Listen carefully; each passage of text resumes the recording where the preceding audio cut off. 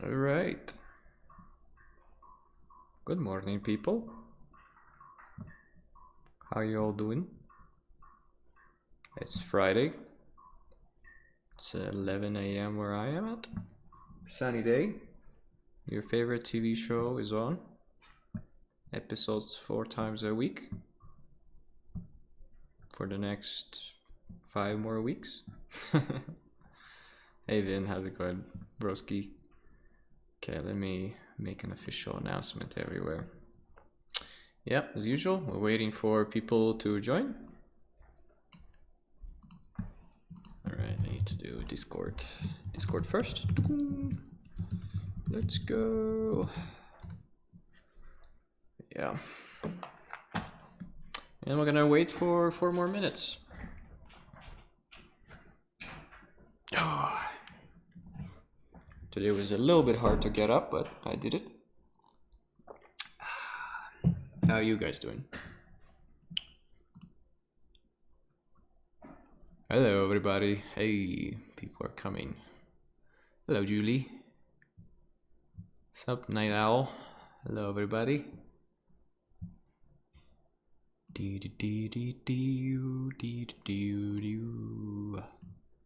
All right, prepare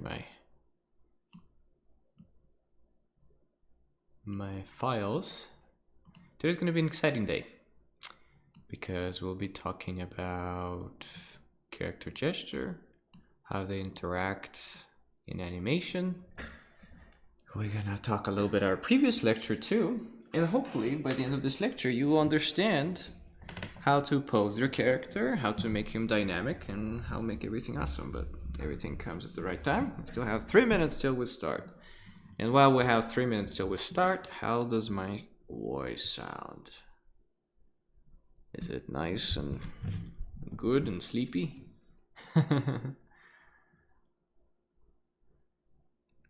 Hopefully. Crows disappeared, by the way. It's kind of sad.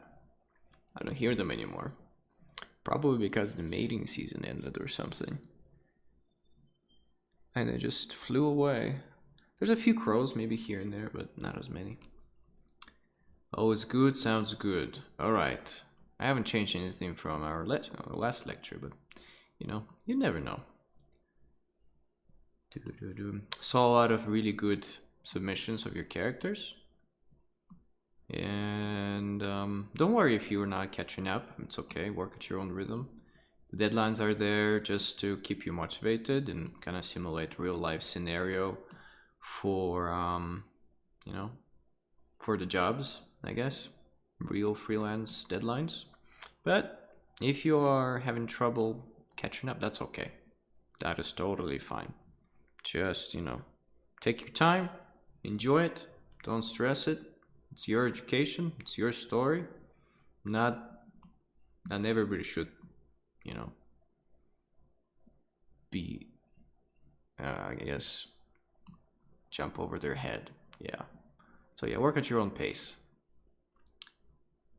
And compare yourself to the previous you. Alright. 1 minute till we start. If you're hearing me low, then probably it's either something with your earphones, or just turn the volume up on YouTube. Oh, we have already questions. People in the chat. It's not question time yet, so if anyone wanna help Brandon out, feel free. All right, it's time. The time has come. Are you ready for this? I'm ready. I'm so ready. All right, welcome everybody to lecture number 12. Man, time flies. Today, we're gonna be talking about characters. More, because it's a character week. More about characters. Specifically, we're gonna be talking about gesture. What is gesture? How to use it. What is good gesture, bad gesture, common mistakes. And then we're gonna dive into animation keyframes to see what we can learn from the masters of animation. Because animation, especially 2D animation, it's where character poses are pushed to the extreme the main thing that dictates to pose is usually story, emotion, and everything is under umbrella of the character, through the filter of the character. Is he evil? Is he buff? Is he the king or the prince? Doesn't matter. Everything is character driven. So, a lot of you probably have some kind of an idea what is a gesture drawing and what is gesture in general, but let's refresh your memory a little bit. So, what is gesture? I have a few examples and I'm gonna link all of the artists in the description. So, gesture is a character pose that convinces some kind of emotion or an action or a character trait. For example, we can have a sneaky character that is very shady. So he's gonna be like standing with his back to us, looking over the shoulder. That's a pose, right? But gesture itself, it's rhythms. So for example, I'm gonna look at this awesome gesture drawings done by, oh man, Chinese name again, or Japanese. Saskia. Made by Saskia. So, let's dissect. So gesture, it's usually, again, character-driven, story-driven, emotion-driven rhythm in the character's body. Is it only specific to characters? No. I'm gonna tell you this. Creatures, designs, I don't know, guns, trees, grass, all can have a gesture, right? And that gesture is usually conveys some kind of emotion, right? Or an action, right? So for example, let's look at this character. Last time we went over structure, right? Proportions, stuff like that. And now we're gonna go over rhythms. So gesture, it's usually a guide. It's a line of action. For a good gesture drawing, you need to simplify everything into very simple, dynamic lines, right? Because what's the most common mistake when we paint characters? Well, they look something like, you know, this. You know, kind of like Patrick the Star. It's just standing there. And it's okay, you know, for sometimes when you're doing the keyframe, you just need a placeholder there. And the character just can be standing. But a good visual development artist, when he's painting a keyframe, or he's designing his character in general, has good understanding of their main character, or the model, or the actor. You can call them whatever you want. And what sets of motion that this character have. So for example, right now you're all creating your own characters. Let's say if it's a buff dude, right? Even a buff dude can have a very elegant, like for example, like our character in the thumbnail. Where's my stuff here? I had it somewhere, but it doesn't matter. Let's look maybe at creature box. Even let's say a very buff and threatening character can have a very elegant line of action. So if we look at this guy, right, and we kind of talked about what gesture is, it's a dynamic rhythm that is pleasing to an eye. Doesn't have to be super dynamic, but it's a pleasing rhythm of lines and lines of actions that have a flow. And we're going to talk about flow a little bit later. So for example, let's look at creature box. Every time when you're drawing a character, or you're looking at another pro artist or artist that you admire that is usually good at characters, you will always see that they will have very strong lines of action that look very fun and interesting, right? And usually the lines of action like this create flow, usually to the head or to the point of interest. So for example, if we have a character, punching, for example, right? We can draw a line of action like this, right? And he's going to be punching. Yeah, I want to have a line of action like this. He's going to be, you know, punching another dude. He goes, "Pwah!" Right? This is a line of action. A lot of the times, beginner artists, what they do is they do this. Kaya! We're gonna agree that this doesn't look epic. This doesn't look aesthetically pleasing. This is very boring. I want to make an important remark. Pleasing gestures, in terms of like their epicness and their flow, are usually perceived as good in like illustrations that need one key interesting emotional moment, or you want to convey an action, you want to convey a reaction, to be honest, anything. But sometimes you can break, you know, the rules in terms of how dynamic and how aesthetically pleasing your dynamic lines or line of action looks for the sake of the character. Like, for example, we can have an epic character punching, right? And the dynamic, main dynamic action or line of action is very interesting and pushed to the extreme, right? That's another thing that we need to talk about, is we need to push things 500% when we're doing any given pose, right? And this looks just meh. But, for example, we might have a quirky character that is not very elegant. It doesn't need to look dynamic and awesome and cool. He needs to look undynamic, unawesome, and lame, for example, right? And he just does kaya, then breaks his arm, and then falls in pain on the ground, starts crying, for example, right? So, when you're thinking about gesture, think about what are you trying to accomplish?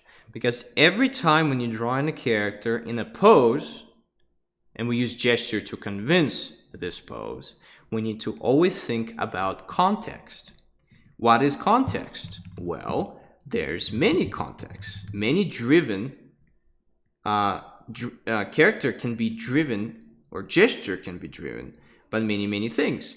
For example, I like to dissect, before we even dive into what is good gesture, we need to understand that the gesture has to convince something. You know, there's people who just want to, you know, practice gesture drawing and just, you know, create awesome poses, and that's okay. But usually, even you just doing gesture for the sake of gesture, you usually need to think about those things. So first, we as visual development people, we need to think character-driven poses, right? For example, or gestures. Let's say again we have a shady character that is kind of like standing with his back towards us, and he has like a giant cape, and he's like, ooh ha ha ha ha, you know, just looking over the shoulder, looking at us. You know, maybe he has a hat on, right? This gesture is very kind of like hook-like, right? It's closed off. It's creepy because he looks like a T-Rex, and we do not see his face. We do not see anything he's up to. He might, you know, hold a knife on another side of his body. We don't know, right? So when we're creating characters, we also need to think about sets of poses or gesture that this character possesses. Doesn't mean that, let's say, an evil, spooky, shady guy cannot have an epic pose where he, I don't know, holds a sword up and says, "For you, my brothers, let's go." Maybe there's going to be some kind of a, you know, moment like that. We don't know. But when we're just starting to create any character, we need to think about sets of poses or gestures that this character might possess, right? It could be reactions, it could be interactions, it could be anything. So there's a lot of character-driven poses. Another thing, there's story-driven. So story or interaction-driven. So interaction or action driven. So only character possessed ones, and then story, interaction, action. So for example, a person picking something up, a person talking and explaining something to another person, and then them talking and maybe disagreeing or something, right? And what was the last one? No, I think I had yeah, character driven, story driven, and emotion driven. Yeah, I remember now. Emotion driven. Sometimes when you are an illustrator, or you just want to convince a moment, and you just need to convince some kind of emotion, and you know, the best visual that I can possess is like a ballerina, or like a dancer doing some kind of like very gestural and swan-like beautiful, you know, or like what people or a person can say no and steady on their knees, you know, beautiful gesture that sometimes, you know, as visual development artists, we need to explore not story, not interaction, not action, maybe not even a character. What we need to do is like in the main emotion that the gesture will convey. So for example, you need to just create a statue. Yeah, technically it's character design, but let's say a statue needs to be very graceful. It needs to evoke, I don't know, it has to be either scary or it has to be like bulky and awesome and epic, like in Lord of the Rings, the two statues on the river. Remember those guys? I think it's like Numenorian kings, and then the three boats are going through that, right? This design or a gesture, it had to be powerful. It needs to convey an emotion, right? There's no interaction or nothing. There's a statue, and let's say the character designer or the statue designer, he needed to think about the design, but he also needed to think about the gesture and the emotion that it will convey. And the emotion that those two statues in Lord of the Rings needed to convey is what? A sense of grandness, a sense of epicness, a sense of, you know, kind of royal blood, right? And I think they did it pretty well. I was like, wow, that looks cool. That looks epic. One of the most iconic, one of many iconic moments in the Lord of the Rings, right? So, again, first thing that we do, we think about our character and the character traits that he possesses. Evil, shady, strong, like feminine, epic, royal, and then sometimes then it goes into story. And then there's people interacting, people reacting. Let's say I say this, it angers you, and then this character who doesn't usually get angry gets angry. So it's story specific gesture. Interaction, again, a person may be punching. Even a little guy can go and punch someone. And then action, jumping, running, rolling, right?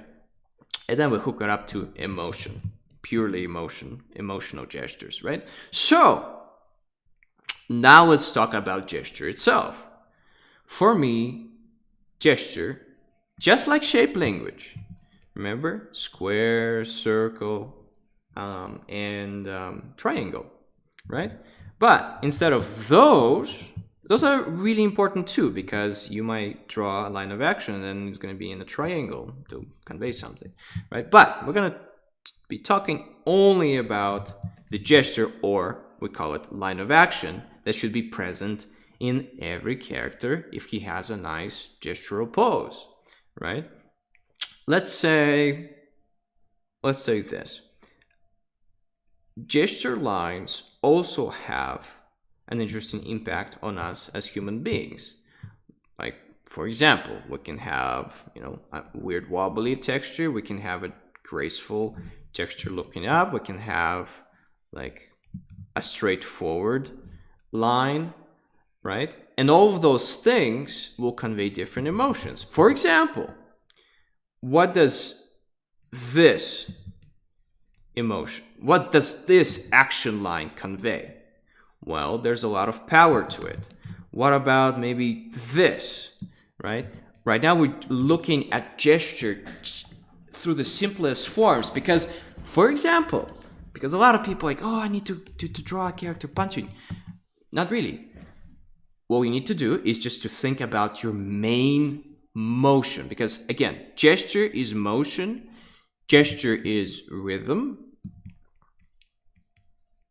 and yeah, try to think about your main line of action as having, as throwing a ball or something, being affected by gravity.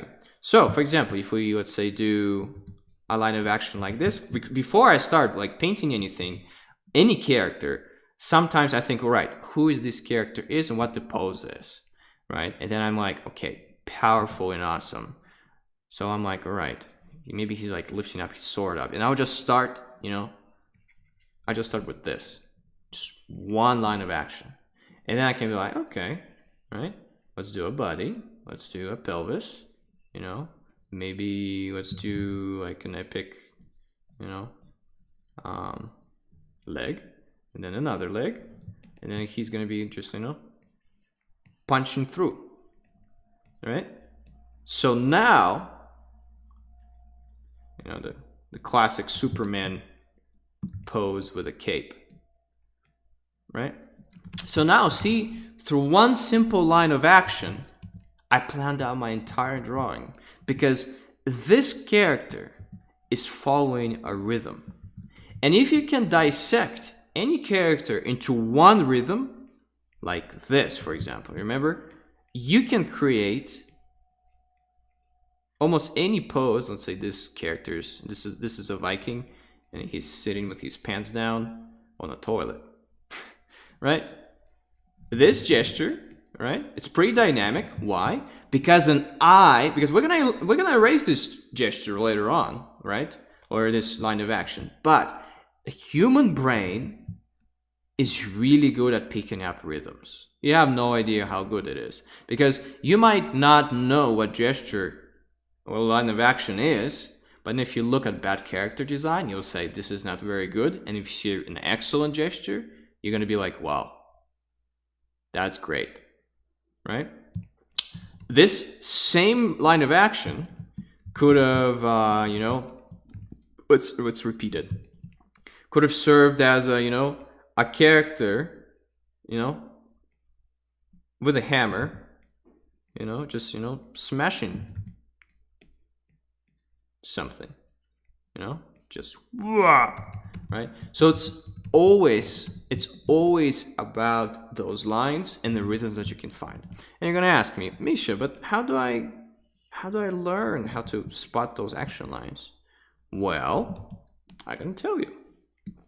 So hopefully you understand now that what gesture is. Again, to repeat, it's an interesting rhythm that usually has motion, and to make it aesthetically pleasing, it has the third thing, which is flow.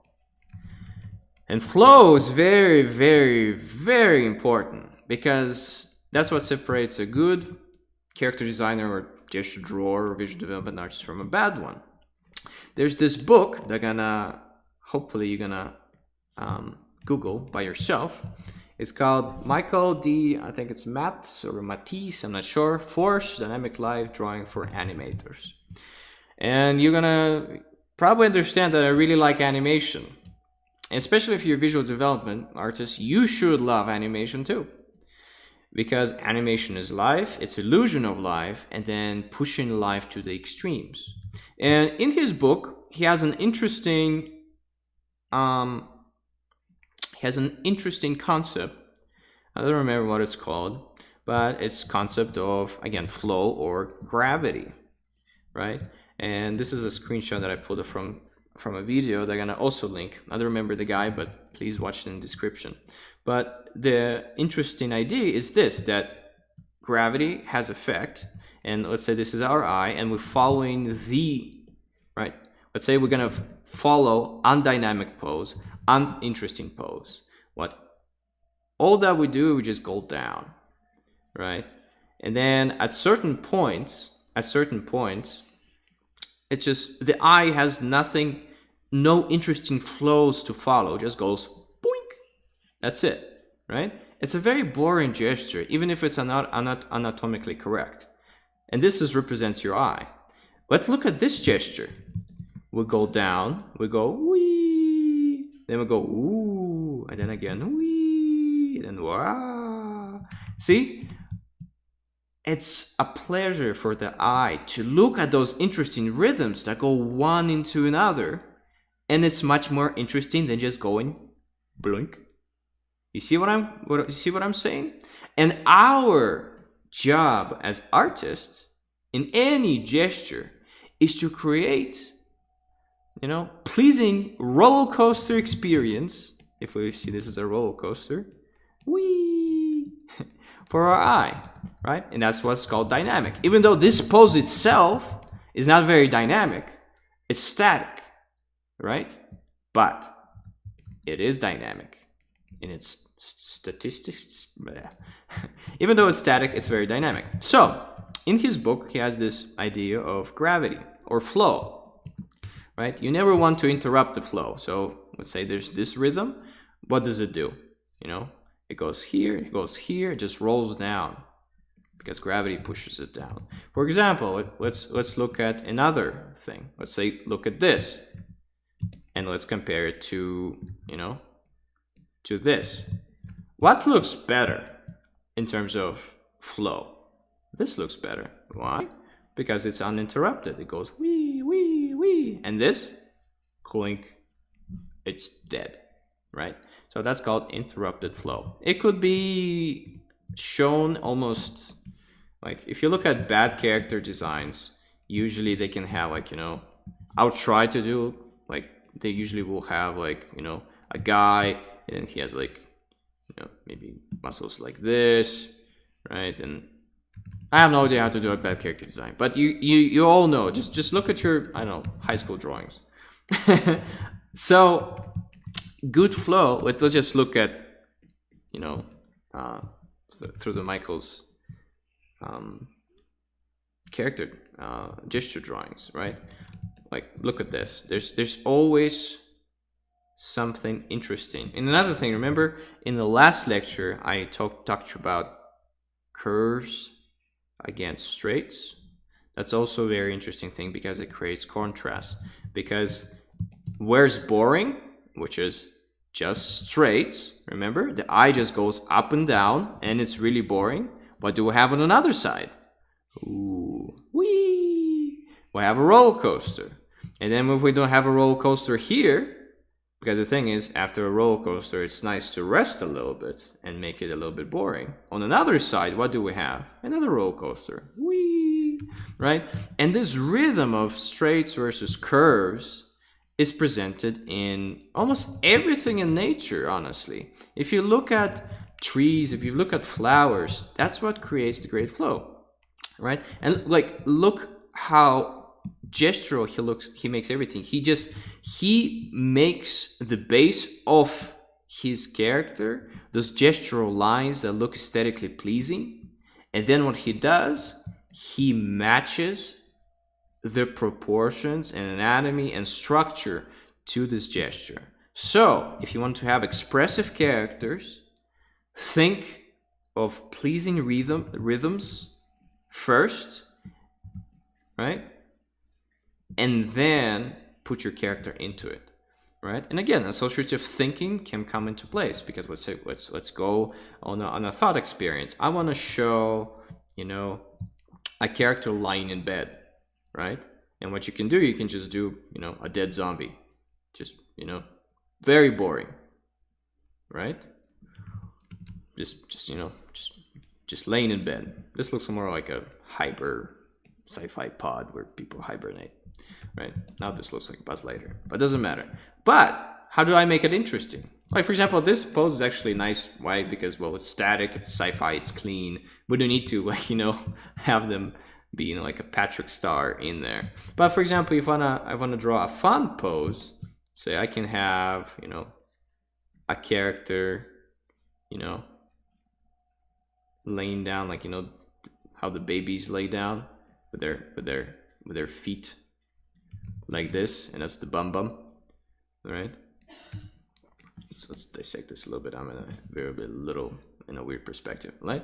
And then look at the gesture, a caterpillar gesture, a boring subject matter, you know, a person, but even a boring thing like a person laying down on the floor, I want to make it interesting through interesting gestures. And again, this, just look at this.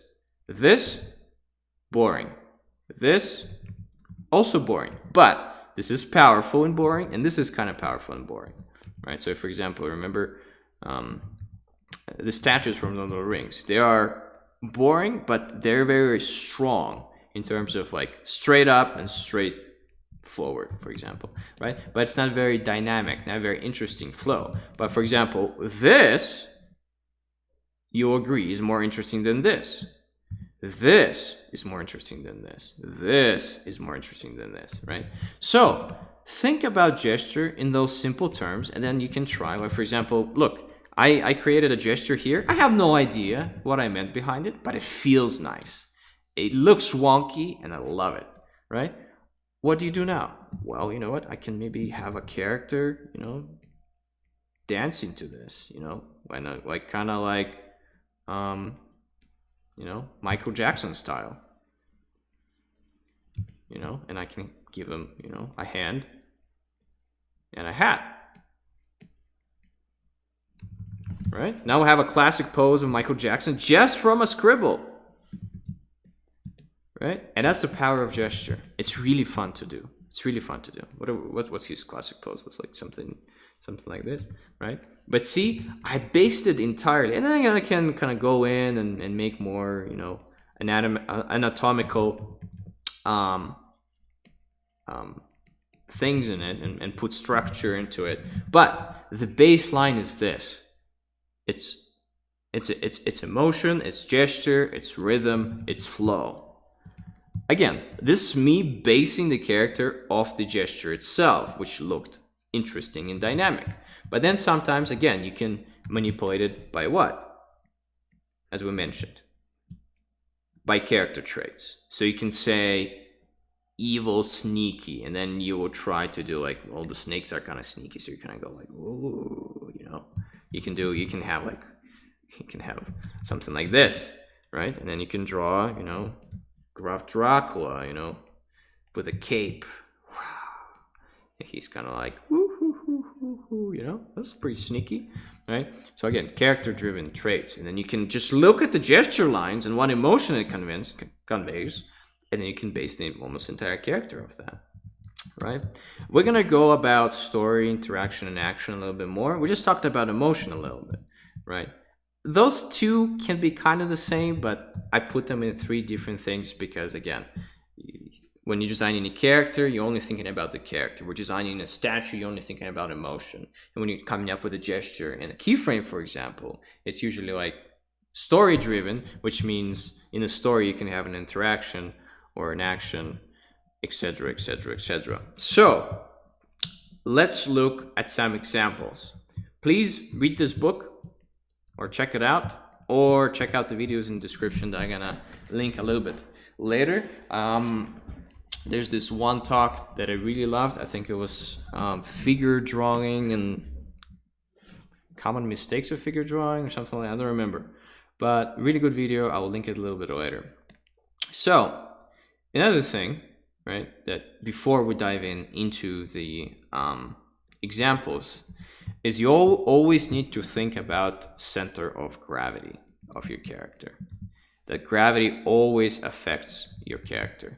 And every drawing, right, needs a center point. So for example, I can have a guy, you know, just kind of being in an epic, you know, pose, or maybe, I don't know, it looks like every character that I draw looks like they're just pooping intensely, just but for the sake of making this clean, let's just make this guy he's just ready, or maybe he's preparing for something, and for like a boxing match, right? So for example, we can have this, and this is pretty well balanced in terms of the center of mass. But for example, I want to make it more dynamic. And usually for me, more dynamic is less symmetrical, right? So this is very symmetrical, right? And there's still going to be balance, but there's going to be variations of line, flow, and gesture on another side of the character. So for example, same character, right? And then maybe even same pose, for example, right? But what I'm gonna do, I'm gonna shift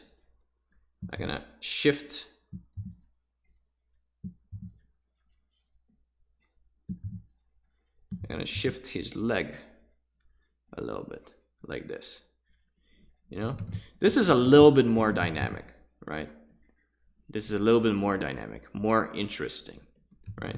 And then again, your job as a visual development artist is to think of something, or for example, this is the first pose that I think of like epic like boxing stance. But you know what we can do? We can exaggerate it even more. So like, and again, my center of mass here is a little bit messed up, so something like this, close enough. So you always have to think of this as weight. So, and then the weight usually goes from top to down, and then if you looked at its balance, that he has like a leg to stand on and another one to counterbalance with, that's good. Because a good gesture or a good pose has a lot of weight, that gravity is pushing the character down, and he's just not, you know, he's just not weirdly standing in a vacuum, you know?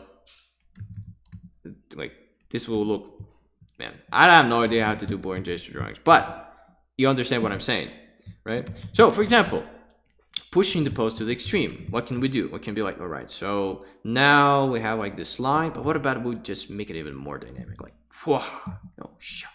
Okay, let's do that. And so he's like, he's standing, you know, and we're pushing the pose even further.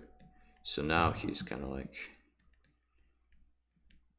he's like very low to the ground, and he's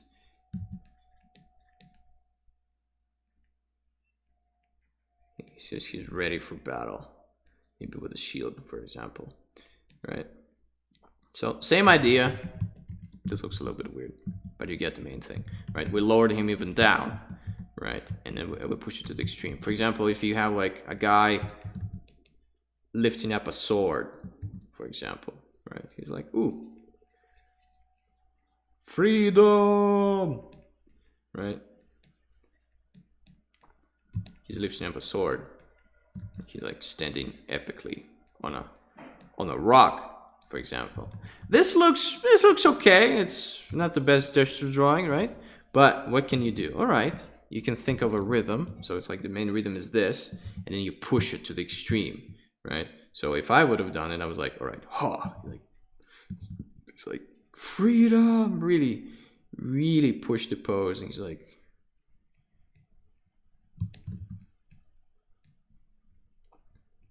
you know, he's all the way out there with his hand, right? And then the other hand is like really pushed back, you know. And then his leg is like, you know, like this, right? And it's a little bit more pushed. So what you have to do is like think about, what can I get away with? And again, like, see, rhythms. We're gonna have a bum, we're gonna have a straight, and then we're gonna have another straight, and then we're gonna have an up, like this thing, right? So it's all about rhythms and how we can flow through our gesture. So this is, again, to recap, you think about, is it character driven, story driven in terms of interaction or action, or it's emotion driven? Then you think about your character or any of those topics and think about, okay, what line of action supports what I'm feeling, right? And then you base that, and then you start with that, and then you base your character and you put structure on top of that. And then you think about the third thing, right? And the third thing is pushing the pose to the absolute extreme. Because again, and you know, different projects might have different levels of push. Like for example, you know, in Marvel movies, people have the superhero poses. But for example, if you go into the Peaky Blinders, and he goes into like superhero pose and like sticks. It's different, right? So you have to think about context again, right? Story-driven context. Peaky Blinders is where is it set, what the mood is, right? And what the characters are, and what specific gesture can we have there. Like, for example, in Peaky Blinders, everyone is like super brutal, super well, the main character is not emotional, so he, like, his entire gesture through the entire movie is like almost this. Okay, I'm lying. Sorry. He has a cigarette always in his hand. This is his gesture through the entire movie. Why? Because he's a stable, non-emotional, immovable object. And the gesture, which is very boring, just straight down, supports the character of the Peaky Blinders, whatever his name is. Thomas Shelby. Fucking Thomas Shelby. Yep. Great show for the season 1, and then I stopped watching it, right? So yeah, character, line of action that dictates your emotion. You make the first sketch that feels right, and then you base your structure around it, and then you push the pose to the extreme. Now let's look a little bit into interesting thing called body language. Because honestly, for you to practice this, all you have to do is to go study animation, find some photos, and just do a crap ton of just, you know, people punching, people jumping, people, you know, rolling, and etc, etc, etc, etc, etc. The only way to practice this is just to train your eye, look at photos, and see what is aesthetically pleasing. And then ask the question, why does it look aesthetically pleasing? Does it follow the thing of straight versus curved? Curved versus straight, right? Do they have a nice line of action? They convince emotion? Is it just maybe their anatomy skills? Another thing that I want to tell you guys. A lot of you see, you know, very beautiful, you know, gesture drawings that are, you know, shaded and rendered. That's not gesture drawing. That's gesture illustration, okay? Real gesture, you know, real gesture. It looks like stick figures things. This is gesture, you know? Pure naked lines and how they feel in terms of flow and rhythm. Please, please, please do not get distracted by fancy, you know, masters of anatomy that, you know, do like 3-hour studies and then they post it and say, oh, quick gesture drawing. That's not gesture drawing. You know, when I'm painting, I usually paint like this, and I'm like, yep, good enough. That's my gesture. Of course, I want to make it nicer for like presentation for you guys, but for me, this is enough. That is real gesture drawing. Just capturing the essence of the pose, asking the question, why is it aesthetically pleasing, and what rhythms I like in it, and then basing the structure off of it. All right, let's look at good dynamic gesture drawings, right? I am good friends with Veta Pavlovska, Puba24. I really love her character designs, right? And for example, let's look at the poses of those guys. Look how clear, you know, the main gesture is. Just whoop, straight up, just boink, right? And look at the flow of things. So for example, again, straight against, curved against like straight, interesting rhythm, simple, complex. And then here, I guess, again, straight and then a lot of curved things that are also more complex than the other side of the arm. If you look here, we have flowing things going down, right? And then we have a straight, and then we have flowing, and then we have a straight, right? Curved, straight. Nice rhythms that just take us through the entire pose. And then just look how based in motion this guy is, because the motion is here, right? And then we have this dynamic leg, right? And if we look in terms of flow, the gravity, right? Like we go in here and then we can flow through this thing, and then we can go here, and then we can flow through here. There's no dead ends. Everything flows super nicely and super dynamically. Same thing here. What's the main gestures here, right? Again, you can simplify it in terms of like just a line of action here. You can make a triangle out of this guy if you want to. That's another flow that gets in there. But this is a little bit more about compositional aspects of things. This is not really gesture related. But the main gesture here is this, because there's one arm, it's connected to this one, and this gesture line takes us through the entire character design, through his entire pose. Everything else is just to support this line, right? If you have your main line of action figured it out, okay, then you ask a question. Are my other gestural lines, are they distracting from the main gesture, or they're adding? Because a lot of the times I can see like a very interesting pose, and then there's going to be like a, you know, and there's going to be like a hands just sticking out like this. There's going to be just breaking the entire flow of the entire pose, which looks weird. Can you always have perfect gestures? No, especially in animation. Sometimes you have in between things, and not everything can be perfect. But if we are capable of creating key moments with perfect gesture that led up to that moment, we're gonna only remember, let's say in animation, there's a principle of 1, 2, 3, which is like key poses, right? Like action, in between, and then the end of action. So beginning of action, end of action, whatever's in between, right? The in between not always going to be super gestural, right? But the starting point, the starting pose, like for example, character winding up their punch, going like this, right? This is the starting point, and then them punching. That's the ending point. And then somewhere here, you're going to have an in-between, which might not have like a perfect gesture. But if you started with a good gesture, you have a pretty good chance that you have a good gesture in between.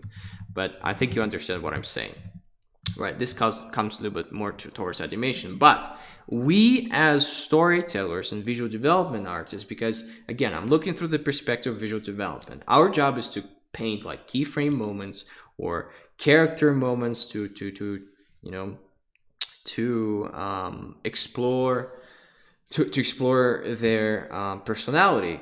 What we have to do, we have to imagine them in motion and action, then press pause, and then choose that gesture, right? And then we're gonna go over some keyframes from animations that I screenshotted, right? Same thing here, right? A good, just, you know, good line of action. It could have been, it's probably this, yeah. So this line of action. I think she based the entire thing. Maybe it's probably this. Yeah, it's probably this, right? And then everything kind of follows it. It's the main rhythm. Same thing here, right? No, I think this one is more like this. Yeah, it's more like this, and this one is more like this, right? Again, see, I'm pointing the arrow down because gravity is going through it, and there's flow. Everything flows perfectly. Nothing interrupts the flow. Did I say flow enough times? Right? You can use the same principles in character designs. Remember when I just saw, when we talked about this versus just straight here? Look at this. Kind of like straight, almost like, I would say it's super straight, but it's straighter than this. So curved, you know, straight, curved, curved, straight, curved, straight, curved, straight. You get the gist, right? And that just, and again, curved, straight, curved. Interesting, wee moment. And again, gesture is what dictates the main flow of things, right? But it also suggests the body position to this line. And that structure creates what? Creates an interesting silhouette, right?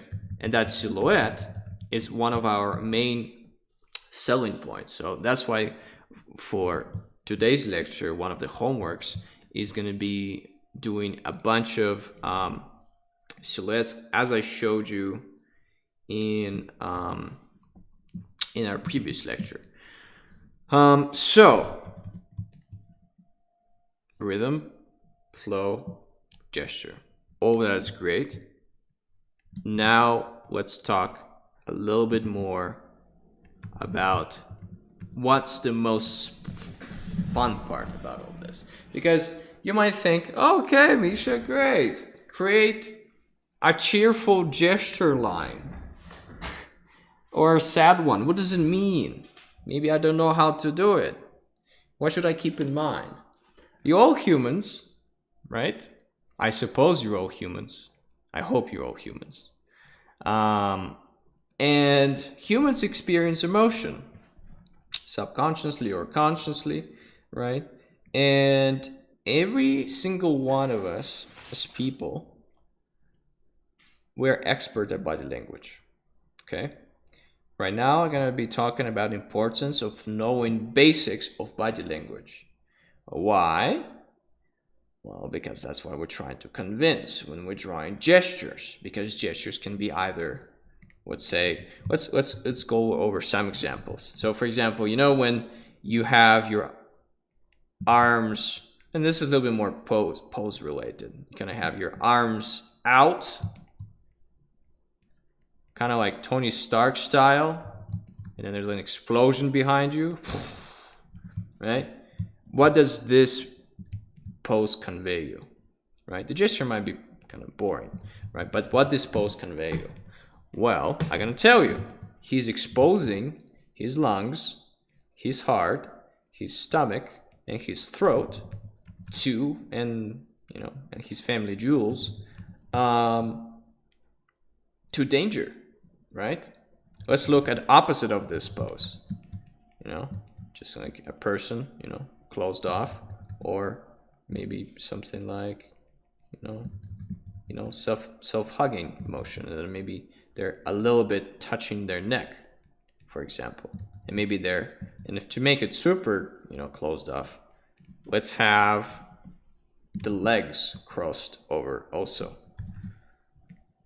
I am explaining the psychological aspect of it. So, because the way we as humans work, when we feel threatened, what do? We protect our vulnerable parts. It's usually heart, lungs, stomach, neck, and family jewels. I have to say that because it's an actual thing. So that's why you crisscross your legs sometimes. You're so closed off, you're like unavailable on any level to anybody. Like you cannot do anything. The only thing that you can do is now close your eyes. Now you're completely shut off, right? Confident people, just to make it like this, just, they just go full on. It's like, here I am, I don't care. Just, I'm so freaking strong that, you can kick me in the nuts if you want to. I am indestructible, right? And you know what? This is a little bit on a jerky side in terms of confidence, but even when we're talking, as I'm talking right now, I'm gesturing and I am showing my palms. Another thing, if you show your palms upwards, like this, versus downwards, like this, if you're gesturing with your palms down, it's usually a menacing thing. Why? Because you are hiding your veins, right? If you are gesturing with your palms out, for example, and we're going to talk about it. So, for example, if we look at photos of like Marilyn Monroe, sorry. So if you have like, gestures for Marilyn Monroe, she always had like a cigarette in her hand. And what is open out that looks interesting? Her palm is faced out. Have you ever paid attention how men and women smoke? Men smoke like this, with their hand usually down, facing towards them, closed off. And then the feminine way of smoking, they usually get their palm out. Another thing, in a lot of photos, you can see also women, especially if it's suggested that the woman is like attractive or something, the woman a lot of the times maybe she's blocking the smoke out or something, you know, a lot of the times would expose her neck, which is like vulnerable, right? And this in our minds of humans reads as attractive, because she's like, oh, is she available? She's not, but she's showing her vulnerable parts, and that is perceived as you know, as attractive. I have no idea why our brains work like this. Don't question me why. You know, that's just how humans work. But if you look at a lot of women smoking outside, just pay attention. Just go outside, you know, and just so and ask yourself why. Another thing, and right now we're just talking about psychology in general, right? Another thing, remember about like your palm down or your palm up. If you have your palm up, again, your veins are exposed, and you're like, it's a helping hand. So a lot of times, like in public speaking, if you look at a good public speaker, he's going to be talking like, you know, like this, you know, with his palms out. And if it's going to be like a teacher, he can be talking with, like, you know, with his palms down if he's pissed. And then there's a no-no gesture in terms of like public speaking, but it's like pointing finger, right? Let's say if a character is always pointing or has some kind of like a strong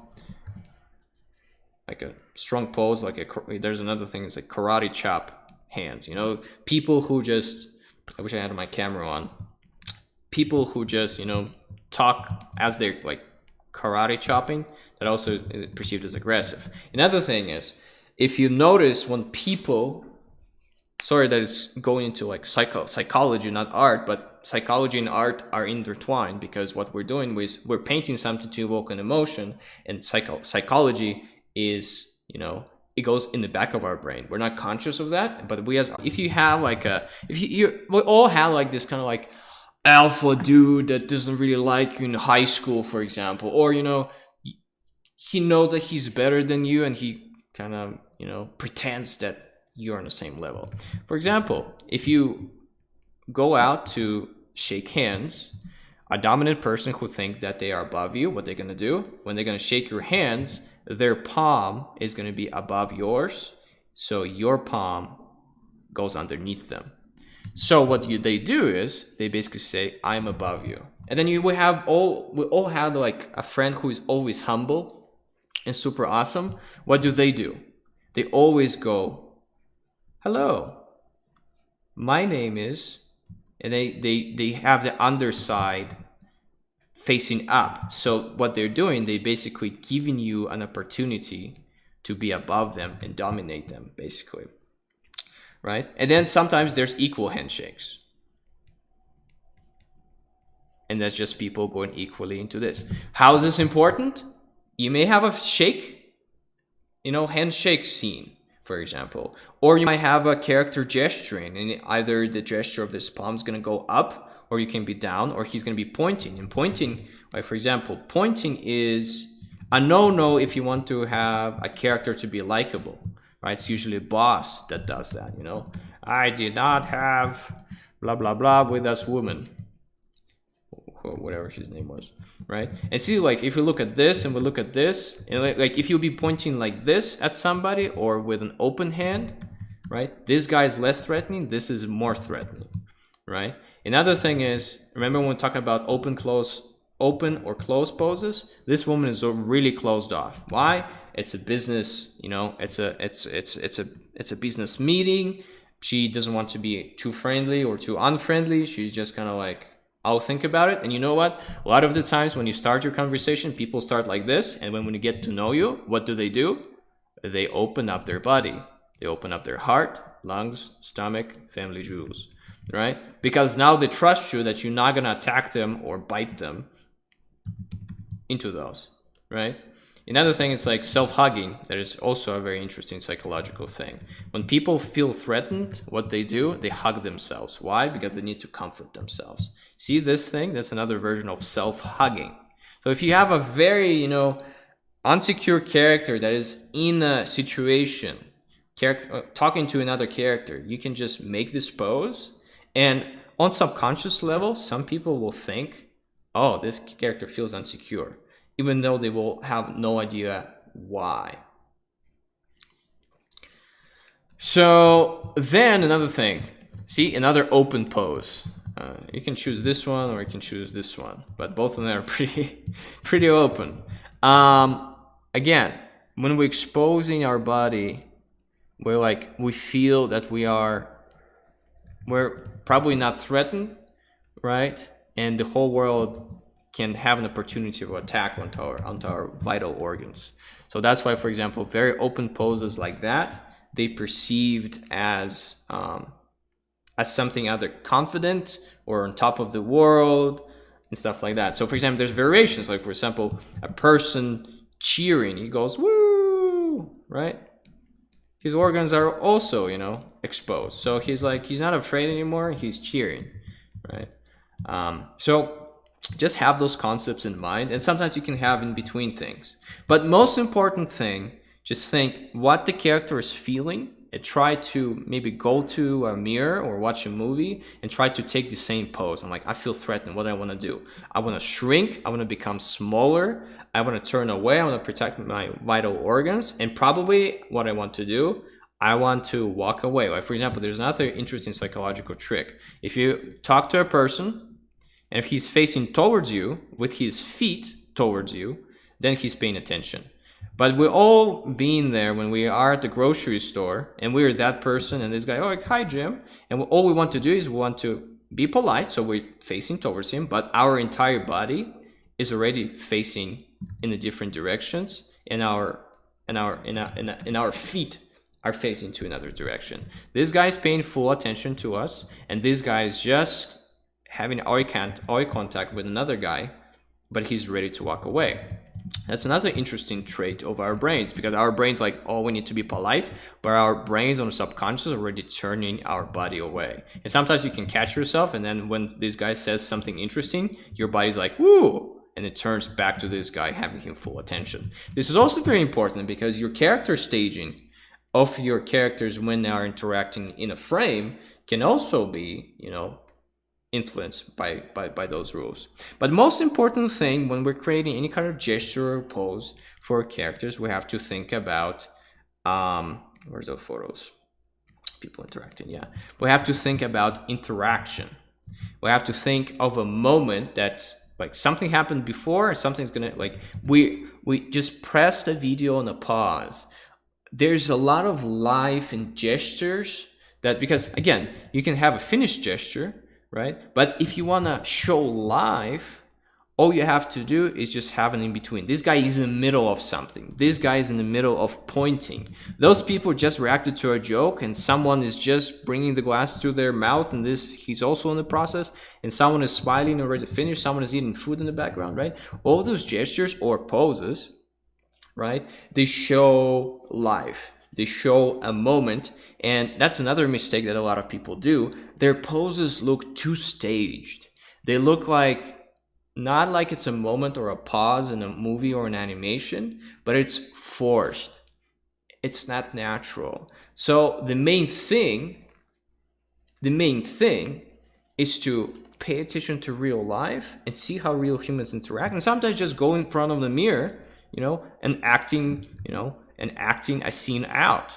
Like, try to explain something to yourself and see how you do it, and then put that into your painting, right? So let's look about all of those things in the keyframes. So I got some Treasure Planet keyframes, right? And there's a really good website I'm gonna link in the description that has like movie screen grabs. I screenshot this off a YouTube video, but then I remember that this website exists. So for example, if you want to study animation screen grabs, you can just go on that website and just watch the whole movie through screen grabs. Let's examine, right? Let's examine those two guys, right? For example, so this guy, his gesture is just boink. He's a soldier. He's just standing. And again, not every frame that you draw has to be like super dynamic, because if everyone is super, no one is super, right? Because if everyone in the frame is just like in an action pose, it just looks boring. It's nice when a character takes a pose and you're like, ooh, something interesting is happening. And she's also pretty straightforward in terms of gesture. But Now we're going to micro gesture drawings, because if we look at her hand is the only thing that was animated through the entire shot. Of course, she was like moving here and there, but this one was very active. And look at her gesture with this pinky. And look at this pinky here. She's always pointing with that pinky and never touches anything. She's not pointing with her index finger, because this is gonna look like what? She is schooling him. She says, I'm smarter than you and you're not. But look, if you exchange a pointing finger for a pinky, now she's like I'm an Englishman, woman. I drink tea every day. I'm above you on an intellectual level, but I'm too nice to say that you're stupid. Cool, huh? Right? And this guy's like, well, I'm not having it. We're gonna go into facial expressions a little bit later. I think it's our next lecture on Monday, if I'm not mistaken. Right? So right now I'm just talking about gesture and body language, because you need to think about those things when you're thinking about the character pose or interaction. Right? So this guy is just bored out of his mind. But you know what he has? That's another thing. What do we as humans do? When we are... Have you ever seen people yell at each other? Or being in conflict? Some guy can be like, hey, you stole my chocolate. And the guy is like, no, I didn't. And he puts his arms on his hips to appear bigger. But also, men do that a lot. Women do that, but men do that a lot too. Why we do that? Because we also want to point to our junk. This is just how men work. You know, when we want to be alpha, you know those dudes who, you know, wear one of the finger in the pocket, you know, and the rest fingers are like here. What do? They say, look at here, right? That's kind of like perceived as alpha, because I'm like, well, I'm gonna take away all your women and precious metals and conquer the village, right? But on the other hand, if we have a shy man, for example, sometimes they would just protect their jewels, you know? You know those people who stand like this with their hands like near the crotch? Those are men that think they're gonna be kicked in the nuts soon. It's also subconscious. I suit like that sometimes. I stand like this sometimes. You know, it depends on the situation. But what does this guy do? He puts his arms on his hips to appear bigger, right? Another thing that we do when we yell, we start waving our hands to our sides. Why? Because we want to appear bigger, right? Another thing what we do when we go and we yell like to a person's face, like, bah! What do?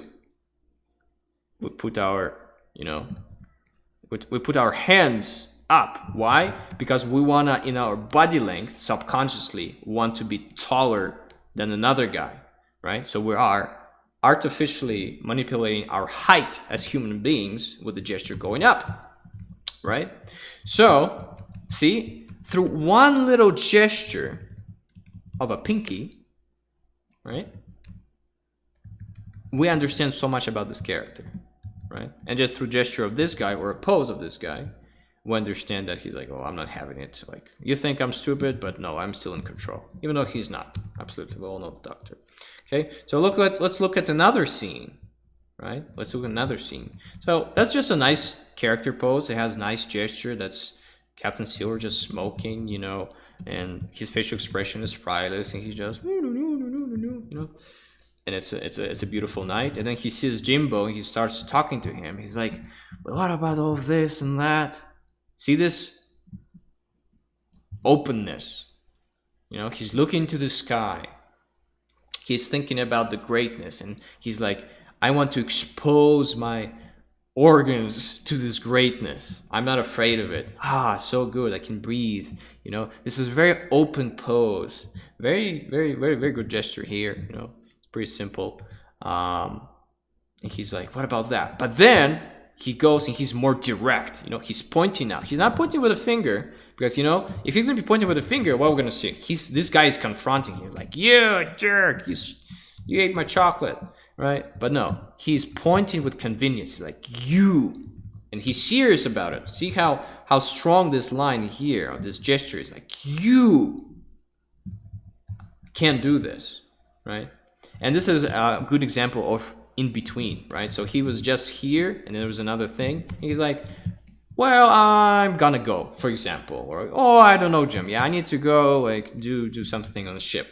Interesting gesture here. Well, for example, it's super simple, something like this, right? But the character is pointing.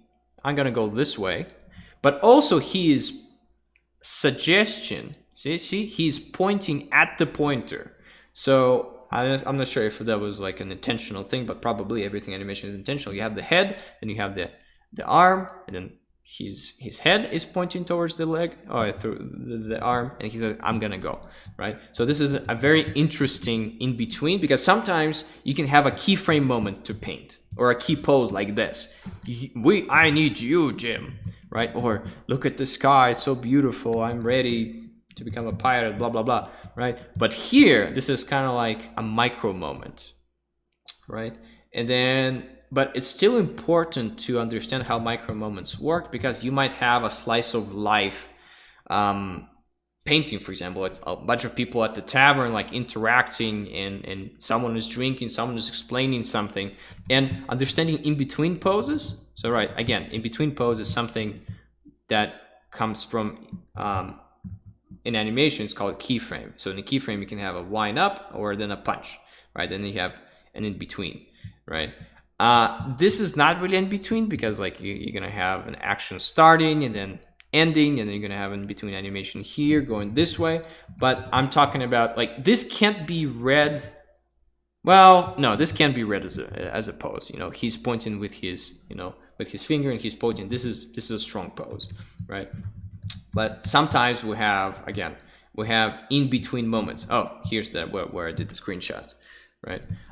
Where they're just like interacting. Like this can be a keyframe. Like that's another thing. When I look at good animation, every frame is a painting, and it's hard to find, you know, weird poses, because every pose is so well thought out, because it's 2D animation, that anything that you pause can be read as a story. You know, this guy is kind of like, he's closed off with his arms. Why?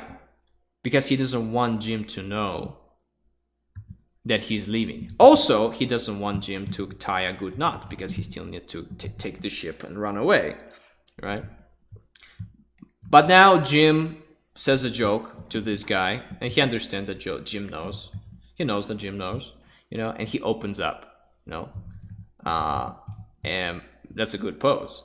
Right. Another really good example that I want, there's like 3 guys discussing like a plan to overtake the ship, right? And this guy's like leaning in, and you know, when people are leaning in towards the subject matter, that means they're very involved. But if they're uninvolved, what they're gonna do? They're gonna kick the chair back, and they're gonna stay as far as possible away.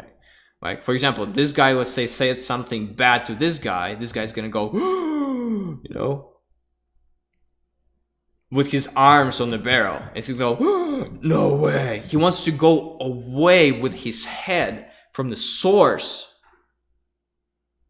of the bad news. Because that's us as human beings. You know, when someone comes to you and says a bad thing, you kind of go and you step back a little bit. And then you start holding up to something, because you're afraid you're gonna lose your balance, because this was a disbalancing news or something like that, right? So they're discussing, this guy's involved, right? Not opposite of involved. And they're pretty open, right? And this guy's discussing something. And then they see that the Jim saw them. This guy, what does he do? He crosses his arms right away, right? Let's look at another interaction, right? That's Jim. You know, he's fiddling with like with a rope. And look at, you know, just look at his pose, you know, serious, closed off, very undynamic, you know. And look at Silver. Look at this beautiful gesture here. Whee! This is fun, you know. And just like this line, whee! Silver goes, don't worry, man. Blah blah blah blah blah blah blah. You know, he's giving all this kind of like, he's like a wave. You know, he's like, it's gonna be fine, man. So he's just comforting him, right? And then Jim starts talking to him. He's like, me, like, I am not okay. I don't know where I am going, you know? And see, this is a super cool second pose, right? Where this is kind of character acting now a little bit. When he says, like, you know what I'm saying? And his arms are so stiff because, like, his heart hurts on the inside and he cannot scratch it, right? And that's the importance of understanding, you know, human psychology and how we express our feelings, right? Because another thing is, like, this idea might really kind of like annoy him. He's angry, so angry that he's making like claw shapes, right?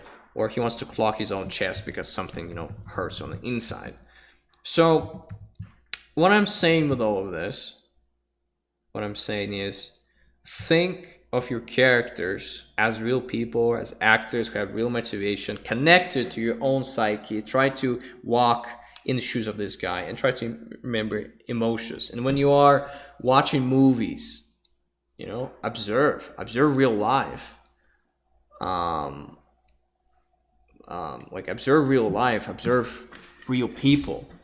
Like, those things that I talked to you about, not all of them came from like psychological books. A lot of those things came from just real life observation, me looking at people and then asking the question why, right? Same character that is pretty, you know, open and awesome, you know, now he's like, again, this is a little bit more of a facial expression. This is a pretty powerful pose, you know, and here, you know, interesting gesture, but now the gesture is like, he's like a snake. He's like, even though he's getting up, but the pose itself looks very snake-like and lizard-like, right? And again, in between moments, right? I'm gonna show you this like a little graphic that I have. So, for example, if we would, what are keyframes? So keyframes is, you know, character standing, character winding up, you know, character jumping, and then character landing. And then standing up, you know. Everything else is not important, right? Those are called keyframes. Those are called key emotional moment or state of being, right? He's just there, and then he prepares, and then he does an action, and then he lands. I like to simplify everything into just three things, which is anticipation of action, and then, you know, the aftermath. And that's how I usually think of my key poses, right? Again, let's have this key poses or key gestures, have this little graphic here. So for example, this is like my personal art, right? And then what I'm doing, you know, like what I'm doing, like, let's say for example, like the Vikings are, you know, that they're running towards a creature, right? So this guy is what? This guy is on stage 2, right? He's in action. He's not in preparation, he's in action. This guy, you know, he's already in action. So he's probably just standing there on pose 1. This guy is also already running. So he's like, he's in action, you know? And the creature itself, 3, reaction.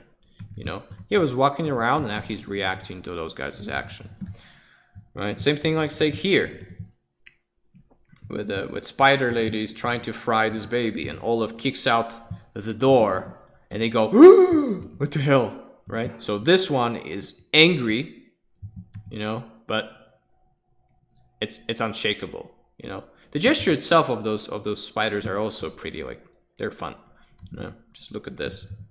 Again, also the same thing, kind of curved, round, curved, round, blah, blah, blah, blah, blah, blah, blah, blah, blah. Let's say, look at this lady, you know, let's do this just in case. So look at this lady. She's like, she was salting, and then she cut in between her action, because let's say one action will be take away the salt, then salting, and then putting it back, for example. So she's cut in the middle of something. And if you show a gesture or a pose being in the middle of something, right, it looks like it's real life. Like she was like trying to steer the pot, but she's also like on the pause.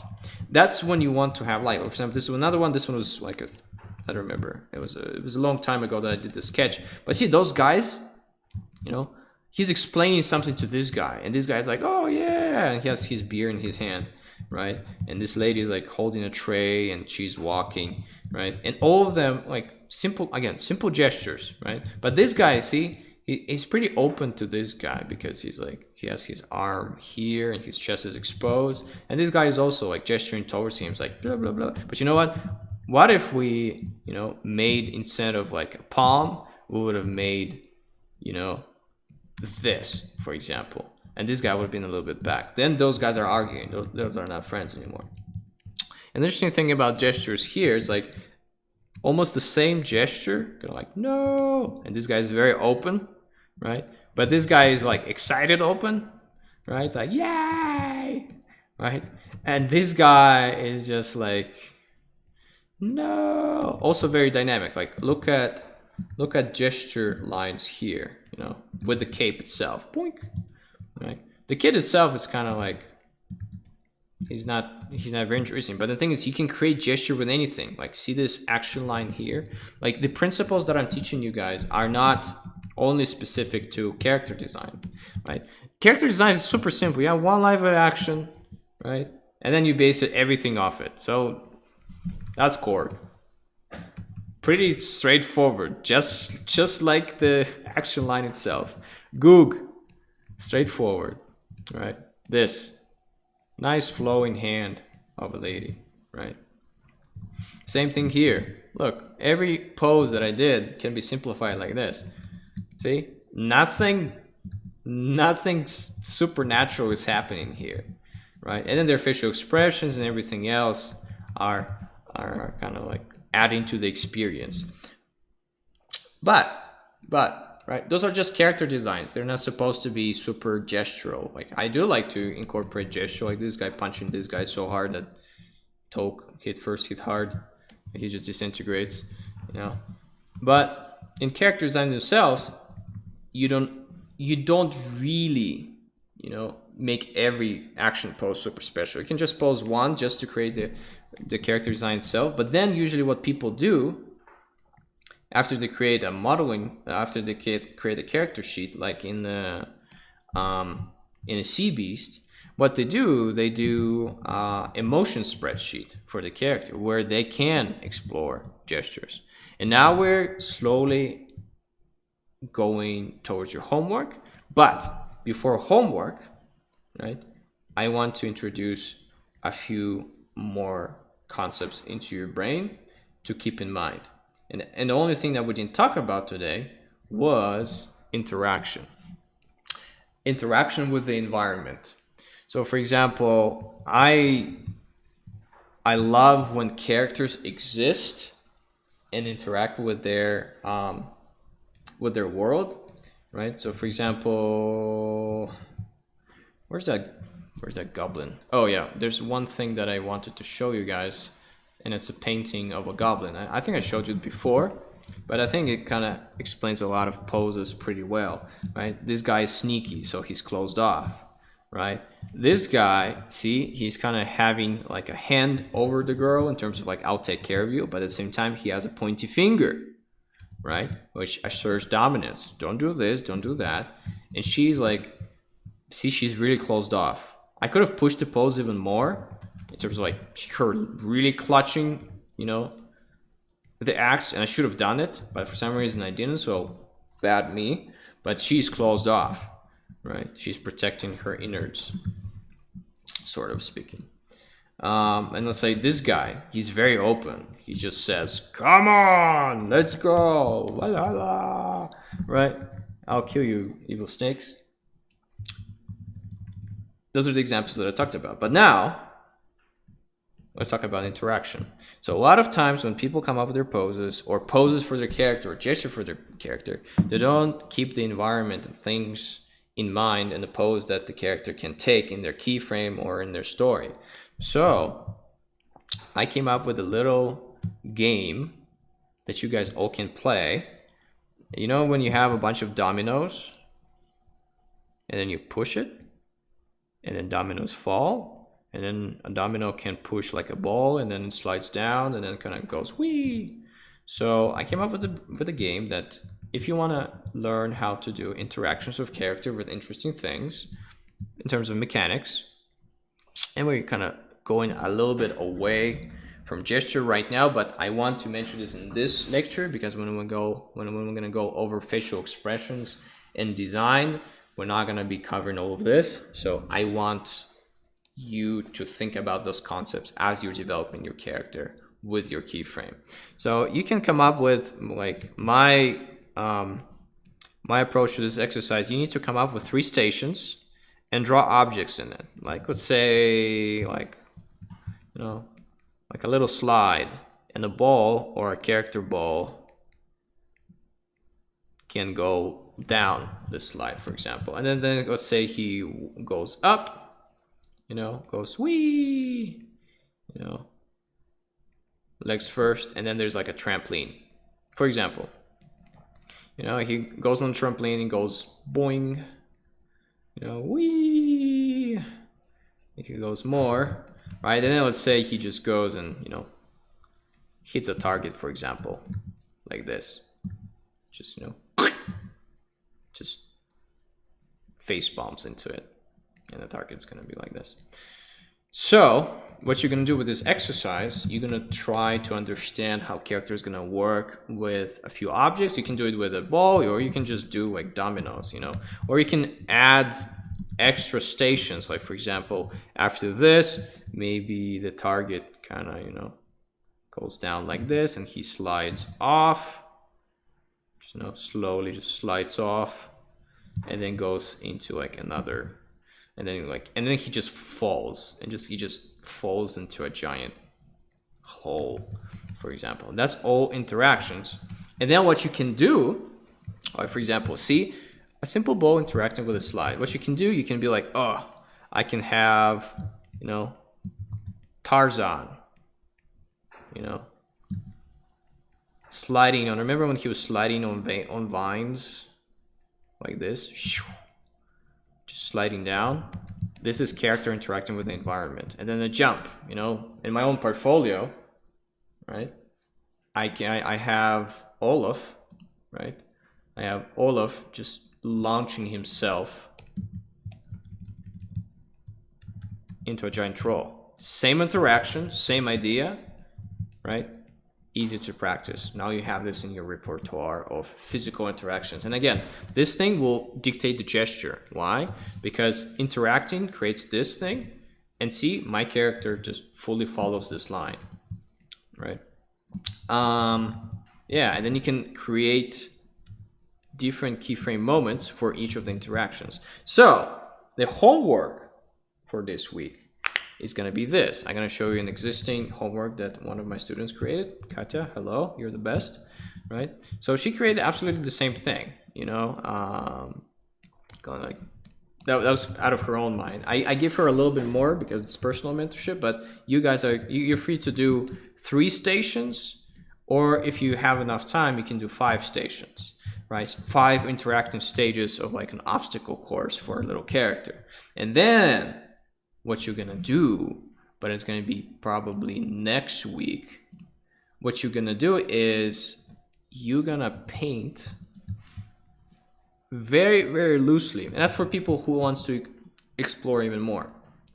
What you're gonna do, you're gonna connect those stations to a very loose sketch of characters interacting with the environment. This is optional only for people who want to improve their storytelling skills, right? Like for example, like him jumping over something. Like over here somewhere there was I think a drawing of him swinging, or just jumping, you know. See him jumping from like a beast. Him jumping off like a waterfall. Here somewhere they were climbing, right? But basically what she did, she connected it to one of the stations. Like you can do 3 simple stations and then like 2 complex ones if you want to, or you can just do 3 and then do 3 you know, very loosey goosey character design sketch of him interacting with something and how that is going to affect their pose and their gesture in reaction to something. Because again, just beautiful gesture by itself without a story, without an emotion is useless if you don't want to be a character designer, right? If you're a character designer, it's not useless. But for us as visual artists, we need to connect everything to a story or to an emotion or to a character trait. So that's why I came up with this exercise of doing an obstacle course or like a domino effect obstacle course and then connecting it to a moment, right? But don't worry about this for now. This is the only thing you have to do this week, right? And then the part 2 of our homework is, I'm pretty sure almost everybody has some kind of variation of this, like a character design turnaround. So what you're gonna do for the rest of this week and beginning of next week, right? You're gonna be doing, the deadline is next Saturday, not this Saturday, next Saturday. You're gonna do a character design sheet. And I'll tell you guys when the deadline for the poses of the character is.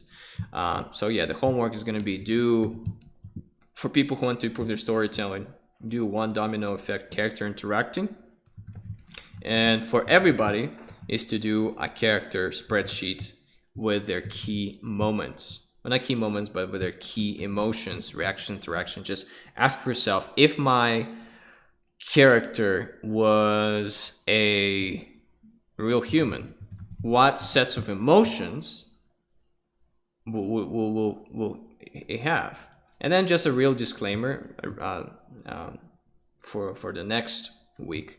The part 2 for the domino effect, when you're just figuring out different interactions and how it affects pose and gesture, what you're going to do, you're going to add facial expressions to those things. So you can also improve on not only gesture, but face that supports the gesture. But this is a little bit ahead. So yeah, domino effect, characters, and again, optional for people who want to improve even further. I showed you last week this exercise that I did with silhouettes. If you want to do silhouettes, do like 10 of them. 10 silhouettes that have some kind of a gesture if you want to improve on gesture, or if you want to create more of a design aspect of your character and improve them further, I would suggest you do both. You do a nice gesture in a silhouette, right? If you want to improve further. Or what you can do, if you really want to, you can get your silhouette of your character. Let's say this woman was a silhouette, right? And then what you can do 5 variations of this girl doing something in a silhouette, and then just do 10 of them. All right, so again, domino effect, character poses spreadsheet, right? And optional, if you want to improve your silhouettes, right? What you can do is you can, if you really want to, you can start with a silhouette first for your character poses and just see if the gesture reads. And then what you can do is you can make it less transparent and then, you know, make her, and then have facial expression there and make her dance, for example, right? So see, I started with a silhouette first and then I put emotion into it because I started with gesture first. How you approach it, it's your own decision, but I would do this. I would do the character sheet first because it's good for your portfolio, because you already have a turnaround or just a character design. So do the character sheet poses first, or gestures of your character first.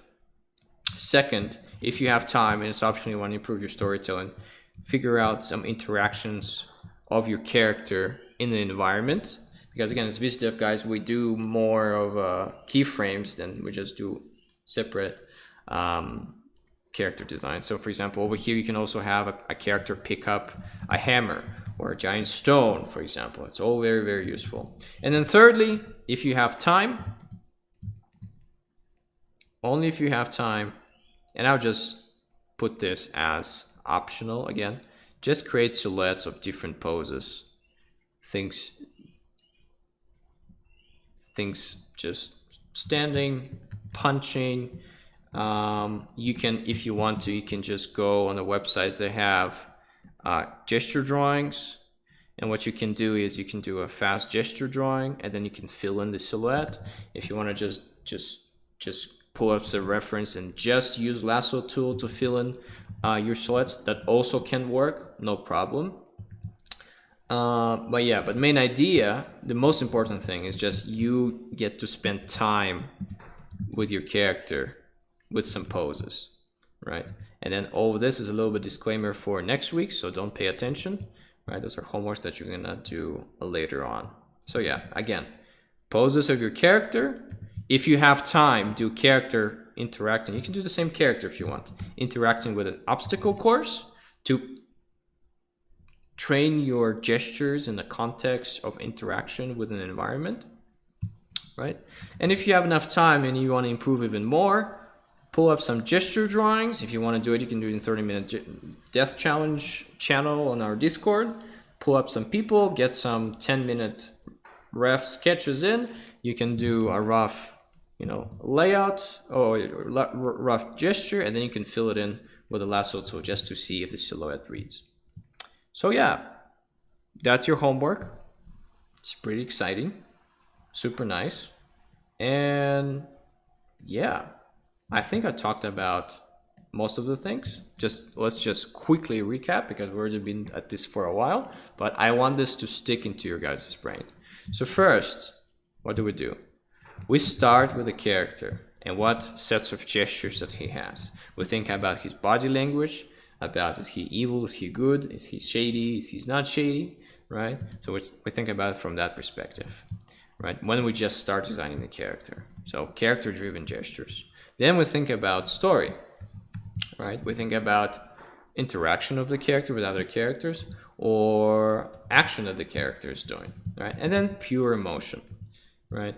Pure emotion, pure gesture of emotion, right? Again, as the same thing that I talked about, the statues, the Minoran. I think it's the Minoran statues in Lord of the Rings. If I messed something up, Lord of the Rings fans, I'm sorry. Yeah, second, think about gesture in simple form. What looks more dynamic? What has motion? What has flow? What has rhythm? Think about gravity. Don't stop your flow, right? Think about curves versus straights, right? And then do the gesture line, and then put a character in its place, and then have structure. And then when you have structure, try to push the pose even further, because our jobs as visual development artists is to push things to extreme. So when people are happy, they're very happy, very angry, super buff and epic, super buff and epic, right?